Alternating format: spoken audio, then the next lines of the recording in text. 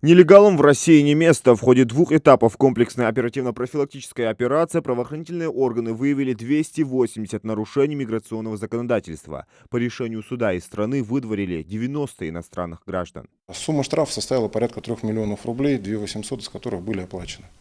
Соответственно, основной упор делался также на выявлении и пресечении уголовно наказуемых деяний.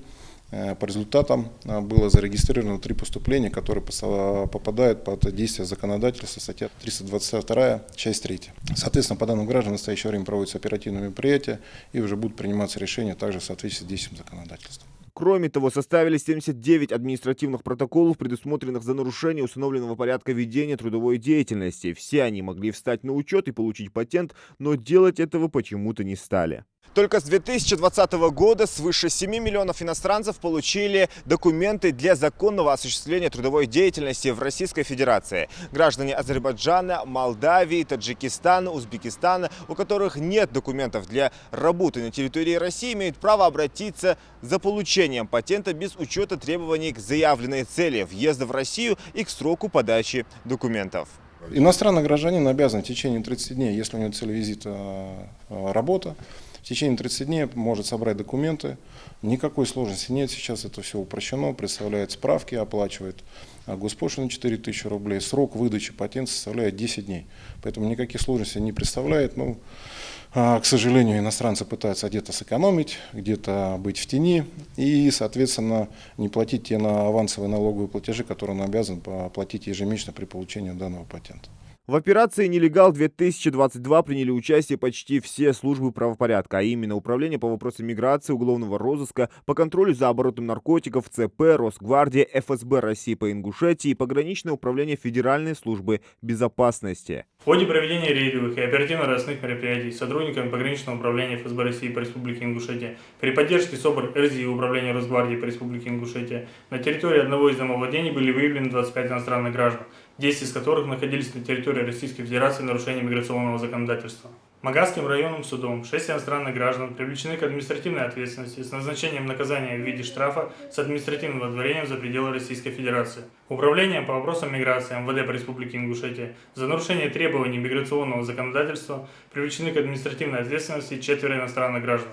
Только с начала этого года за нарушение правил въезда, выезда, транзитного проезда, режима пребывания в регионе и незаконной трудовой деятельности составлено 886 административных протоколов. По двум вопросам нам поступает наибольшее количество обращений, жалоб граждан. Это нахождение, скажем так, ярмарки трудовой выходного дня на ФАТ «Кавказ» в районе улицы Бакинская, а также возле мечети обилие граждан, занимающихся попрошайничеством. Соответственно, министром на данные два вопроса было уделено особое внимание, это поставлено на особый контроль перед нами. И, соответственно, сотрудниками миграционного контроля по пятницам по району мечети в Назране, Назранском районе, также в городе Магаз проводится проверка данных граждан. И что могу сказать,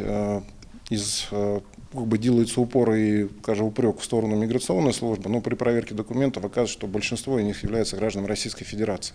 И, соответственно, данная категория граждан у нас в нормах административного законодательства, уголовного законодательства, ответственности за это не является нарушением. Попрошайки из всех субъектов СКФО самые прибыльные считают Ингушетию. Об этом они прямо заявляют правоохранительным органам. Бизнесмены признаются, люди здесь сердобольные, а значит, больше подают. Пытались узнать, почему именно на территории Республики Ингушетия не едут.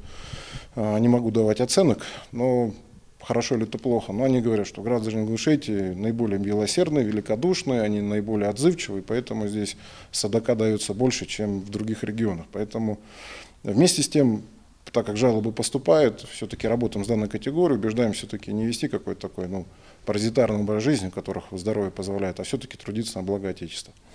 По ФАТ «Кавказ», где ярмарка выходного дня и нелегалы, так называемые, находятся на улице, еженедельно также проводятся мероприятия. Сам лично выезжал, привлекали сотрудников Росгвардии, Назрановский отдел.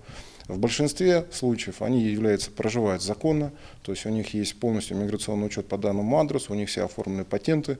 И, скажем так, спрос рождает предложение, соответственно, в обеденное время там они собираются, но вместе с тем продолжаем эту работу. Для чего? Чтобы все-таки это было, скажем так, узаконено, чтобы они стояли на дороге, а где-то были уже на как говорится, в большинстве не принимаются, а привлекаются на строительном рынке.